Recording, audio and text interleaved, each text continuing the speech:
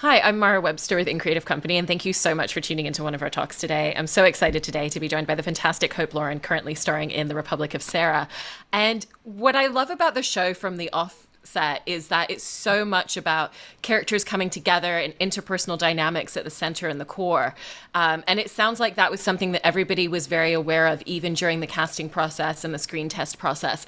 And so, how did that feed into your journey auditioning and starting to screen test and starting to get to know the cast, even at those very early stages?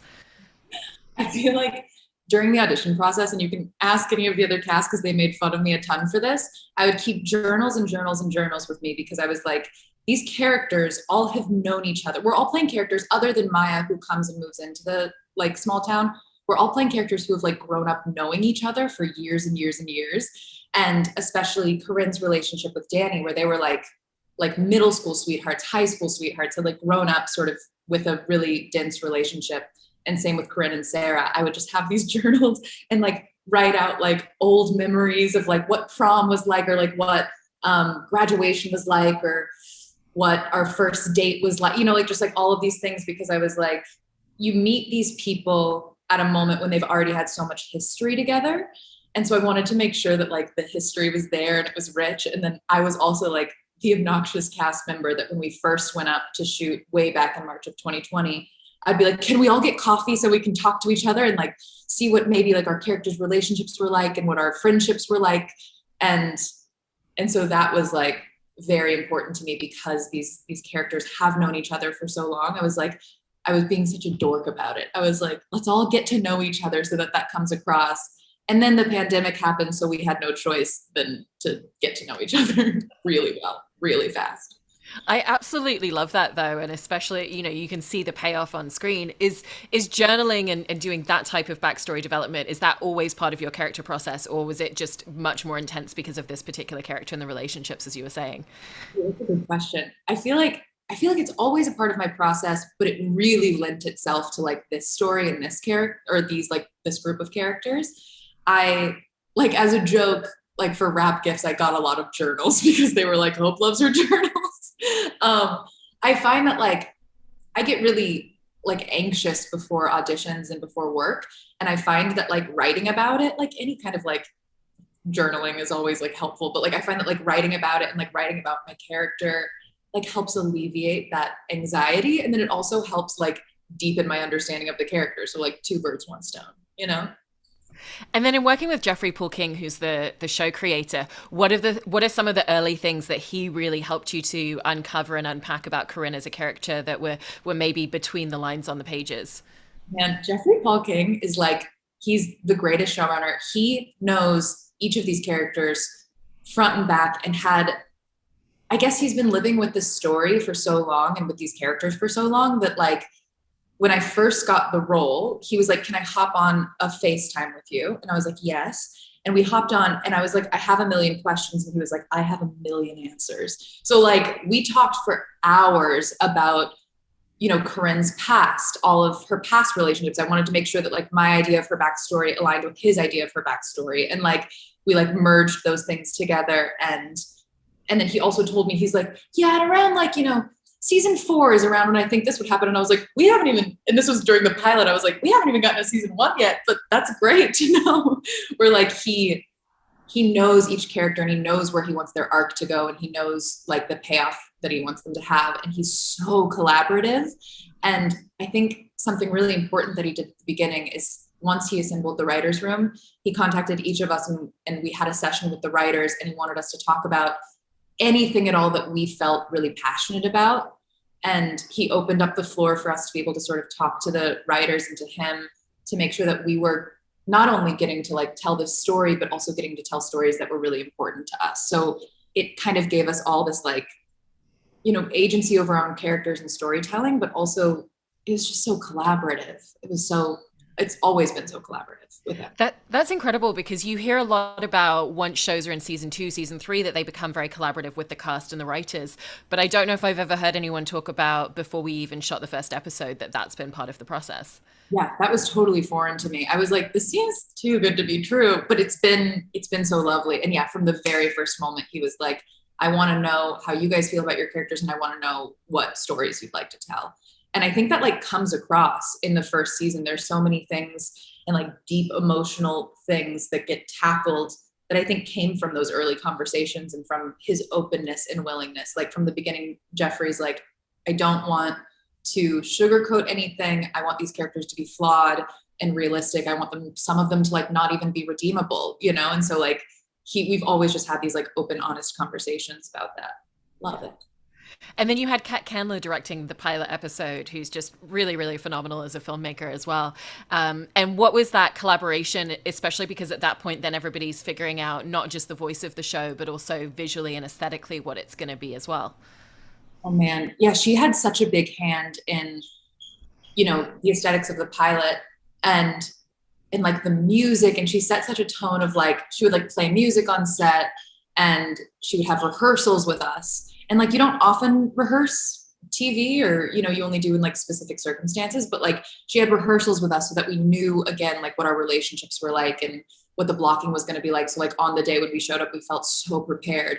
And she kind of like, Kat Candler's so cool. She's like so cool and kind of like punk rock. And so is Jeffrey Paul King, that like, that also set that really cool like aesthetic of the show that's sort of timeless and at the same time nostalgic, you know, where it's kind of like, it's like punk rock, indie, but like accessible to everyone. Like she set the tone to where you could kind of pick up the pilot and put it in like any time period and it would work, you know, like in the 90s, right now, in the future, you know what I mean? Like it just like, it feels honest. That punk rock element carries across so much in the music and the soundtrack, and whether it's, you know, bands doing cover versions or, you know, original songs that they've pulled in. Does music for you at all play any part, especially when it is something that's so specific as a soundtrack, or not so much because it's coming a little bit later? No, music is a huge part of it. Another thing that I do in preparation is, I'm such a nerd, is like I journal, but then I also create a playlist for my character. And that helps like while you're in like the audition waiting room, but it also helps like we're all just listening to music on set constantly, like while you're trying to get into an emotional scene or just whatever. Just like, I think music, I don't know, music is on constantly in my life. And I think it's such a great tool in like setting a tone. And especially for me, and I think for most people, it's such a great tool in like accessing emotion. And so I love to have like specific soundtracks for specific characters. And that's another way that Jeffrey was very collaborative, is that he was like, anytime you guys love a song, send it our way. And I'll see if I can throw it in. And I know some cast members got songs that they really wanted on the show. And he would also be like, he would send me an episode and be like, by the way, in this scene, this song is going to be playing. So if you want to listen to that song while you're like prepping that scene, go for it. And so it was, yeah, music is a big part of it. I love it. Yeah. And then you were talking before, obviously, there's huge history in the relationship dynamics, but that also comes down to location. You know, I feel like the first moment that we see you in the show, you're at the diner with Sarah, and we just get this immediate sense of this is a place that they go all the time. They know all the people there. This is probably the place that they always choose to sit if they can. And so once you got onto set and were in a lot of the physical locations, how did you set about creating that sense of just lived in history and kind of a natural interaction?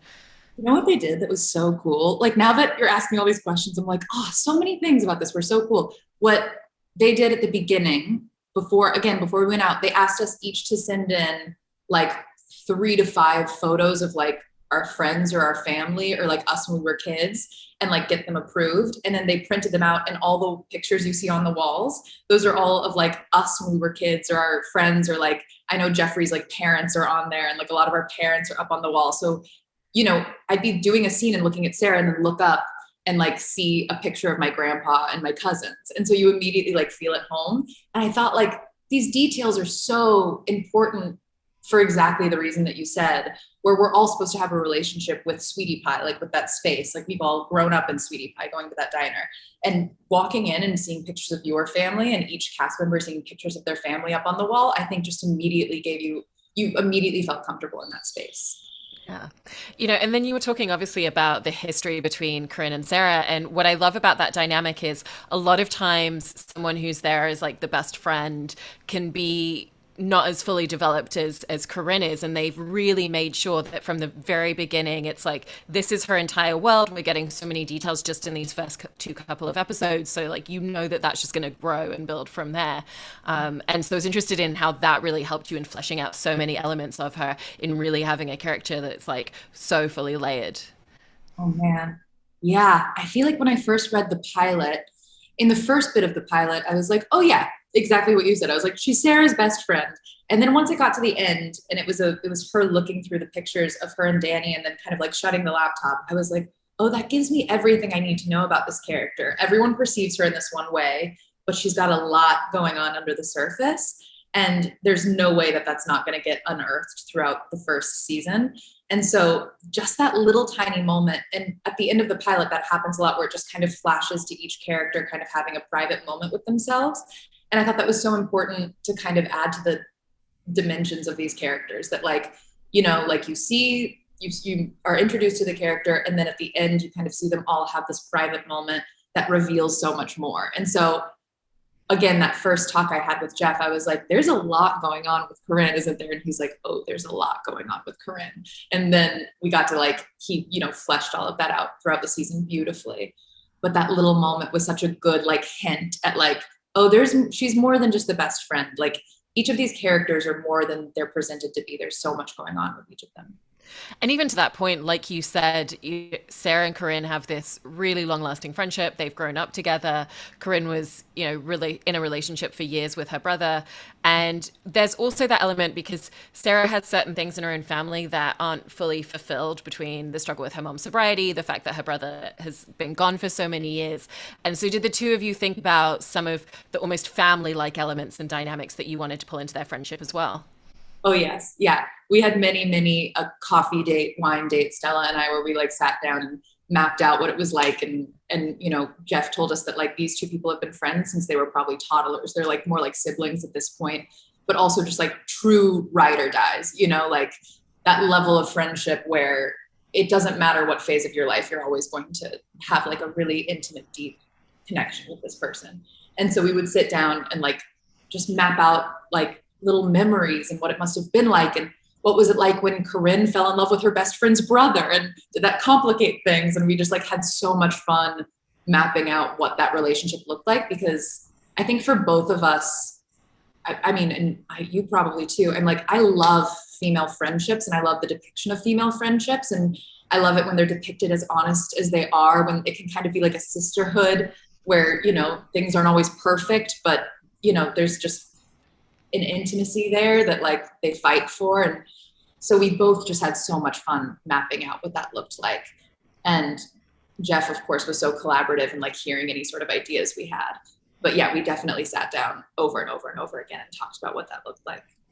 And with the relationship that she's had with Danny, played by Luke Mitchell as well, there's so many complicated elements to that already just in the first two episodes.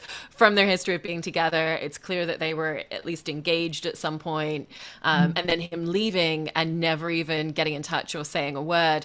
And so how did you set about figuring out the emotional journey and the gradual unpacking that you wanted to take her on once he shows up again for the first time? I think I did so much initial work in what it must have been like when he left. And something Jeff and I talked a lot about is that, I think people can relate to that experience of when you grow up in a sort of tumultuous family, your friends really become your family. And I know that Stella talks a lot about that with Sarah, like her friends are her family. And I think Corinne had a similar thing. She didn't really have a great home life. Her friends were her family. And so I think that because her and Danny had love at such a young age, they became each other's world. And so I did a lot of work on like that moment that he left. That's like your world being gone. That's like your world being shattered. And in later episodes, we sort of address what that was like for Corinne. We talk about what that must have been like and how like it truly was like an unearthing, like a completely unearthing of like her roots and of her world and of her person. And knowing that it was going to be like, there's no way to be in the same room with this person without it being incredibly loaded and like tense. And that tension was going to go through a lot of different levels before coming to a breaking point. And it comes to a breaking point. But but the writers did such a beautiful job of like crafting that arc, you know, of like the tension, and then moments when you see what their relationship was maybe a little bit like, and then like coming to a sort of climax. And then there's also the fact that Corinne is there as a mom, and that her kid is around that same age. So she would have become pregnant right around that time. So how did you want to craft out her journey into motherhood and who she is as a parent as well? That's a great question. I talked a lot with uh, Jeff about all of that because she got pregnant at 19, or no, 18. Oh, I should know this. I think she got pregnant at 18. So she was still like, she was a senior in high school. And so I was like, did she go to college? And he's like, yes, she went to college, but she was a young mother in college. And that led us to talk a lot about her relationship with her husband that you guys are going to meet later. That like the relationship of just sort of survival and safety. And I think that Corinne poured her entire identity into just being a good mom for this, for her son, for Josh. And I think that relationship, her identity as like a mother and like a good mother gets complicated, especially by Danny showing back up again.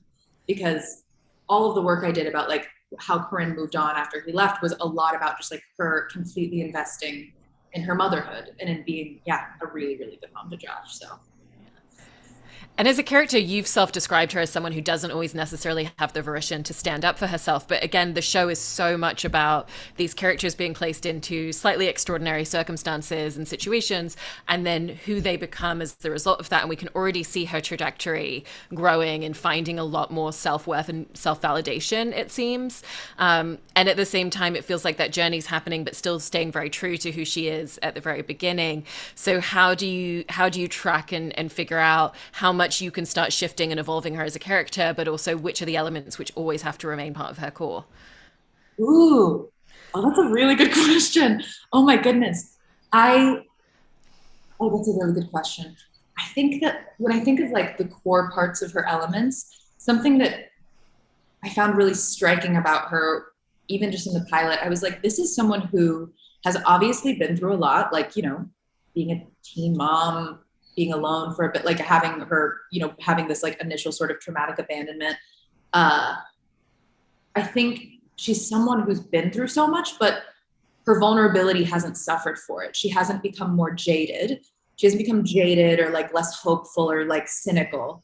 She's sort of continued to be sort of bright and hopeful and vulnerable. And I'm like, I want that to always remain. I think that is a core part of her person.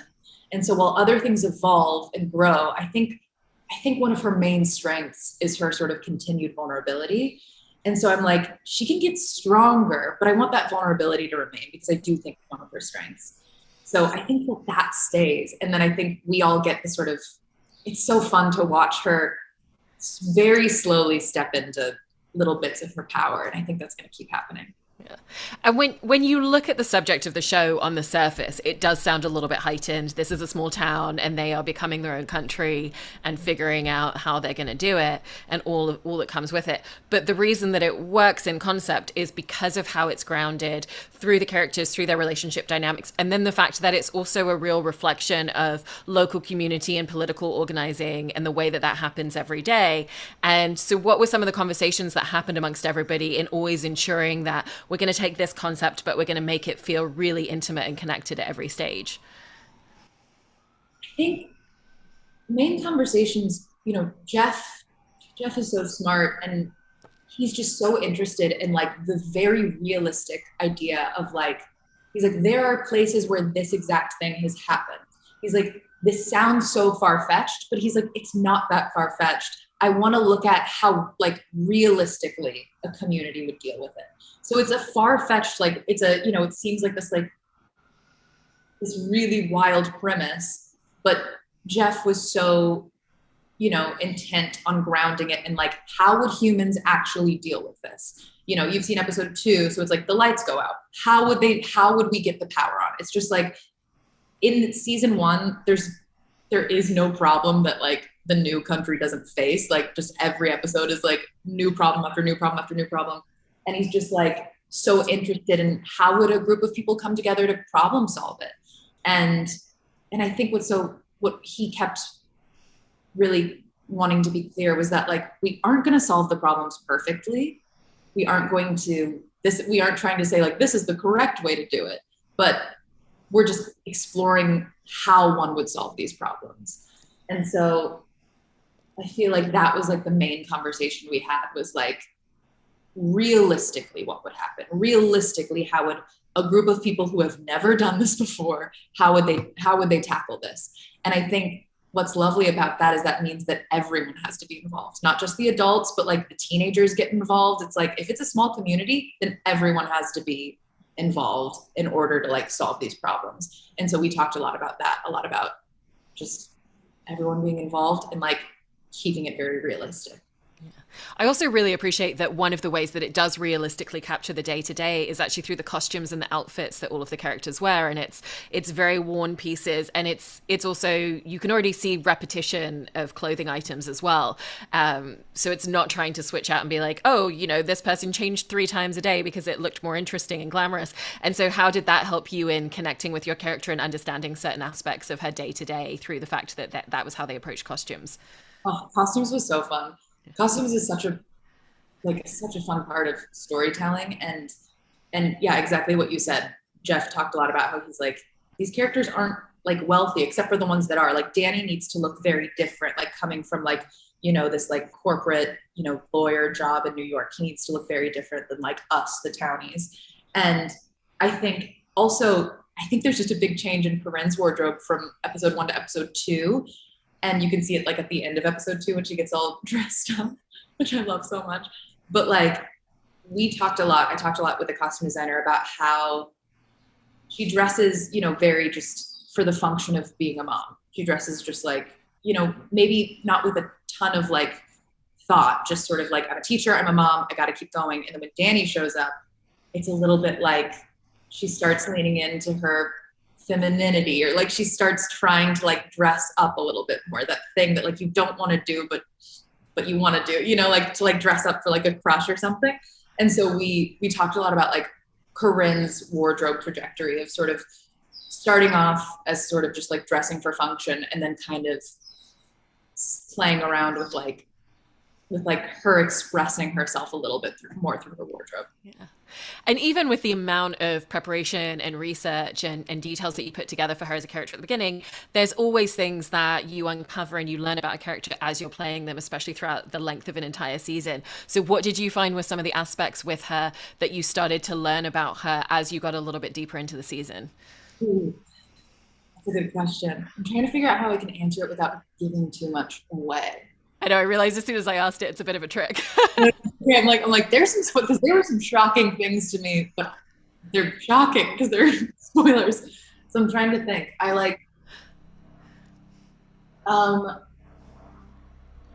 Her, I think her relationship to being a mother, you know, at the beginning is just sort of like hinted at. Like, it's like you find out like, oh, she's a mom. And then a big storyline becomes about like, you know, her and her relationship with her son and her husband and like that family unit and fighting for it. And I think I was so interested in her like resilience and her sort of like tenacity when it came to like really fighting for the things that she wanted. I don't think I saw that coming. And that like surprised me, but in a really lovely way, and also, or a lovely way, and has to do a lot with like what we talked about earlier of her stepping into her power. And yeah, I found that surprising but exciting. Well, I can't wait to see all the things that you can't yet tell us all about. Thank you so much for such a lovely conversation today, Hope. Oh, thank you. This was so fun. Thank you so much.